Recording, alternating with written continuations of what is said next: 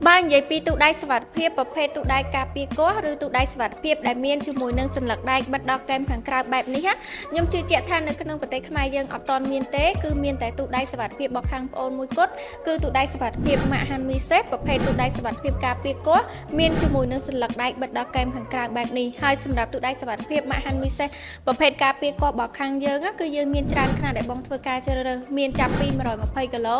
រហូតទៅដល់320គីឡូមានរហូតទៅដល់3ប្រព័ន្ធសោផងដែរមានជាមួយនឹងប្រព័ន្ធសោបង្វិលបែបនេះមានជាមួយនឹងប្រព័ន្ធសោជីលីកូតនិងមានជាមួយនឹងប្រព័ន្ធសោ scan កាយ៉ាដៃផងដែរហើយនៅក្នុងវីដេអូនេះខ្ញុំមានជាមួយនឹងទូដៃសុវត្ថិភាពទម្ងន់120គីឡូប្រភេទទូដៃសុវត្ថិភាពប្រព័ន្ធសោបង្វិលមួយខ្នាតចង់មកបង្ហាញជូនបងទាំងអស់គ្នាសម្រាប់ទូដៃសុវត្ថិភាពប្រព័ន្ធសោបង្វិលនេះដែរយើងមានការធានាគុណភាពជូនបងរហូតដល់3ឆ្នាំយើងធានាទៅលើទូទាំងមូលតែផ្ដោតសំខាន់ជាងគេទៅលើប្រព័ន្ធសោរបស់ទូផ្ទាល់តែម្ដងជាពិសេសទូដៃសុវត្ថិភាពនេះគឺអាចការពារកម្ដៅភ្លើងបានទៀតបងវាការពារជាមួយនឹងកម្ដៅភ្លើងបានរហូតដល់2ម៉ោងនៅក្នុងសីតុណ្ហភាព1037អង្សាសេ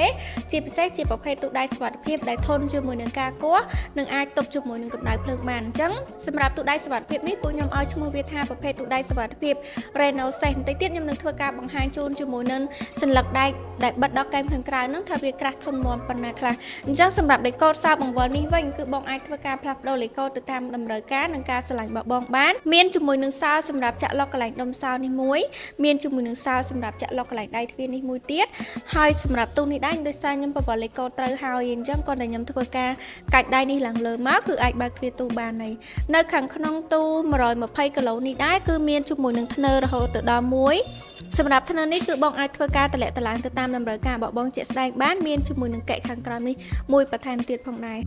បាទនិយាយពីកលឹះទ្វារនៅខាងក្នុងវិញគឺមានច្រើនខ្លាំងមែនតើបងមានជាមួយនឹងកលឹះទ្វារពីខាងលើមួយមានជាមួយនឹងកលឹះទ្វារពីខាងនេះរហូតទៅដល់3ក៏មានជាមួយនឹងកលឹះទ្វារនៅខាងក្នុងបន្ថែមទៀតផងដែរបងអញ្ចឹងយើងមកមើលជាមួយនឹងលក្ខណៈពិសេសនឹងមានតែមួយគត់បោះទូដៃសុវត្ថិភាពប្រភេទទូការពារកោះនេះគឺមានជាមួយនឹងស្លឹកដែករហូតដល់3ជាន់មានជាមួយនឹងស្លឹកដែកដែលបិទដល់កែមខាងក្រៅនេះជាប្រភេទដែកថែបសុតកម្រាស់សាច់ដែករបស់វាគឺ6លី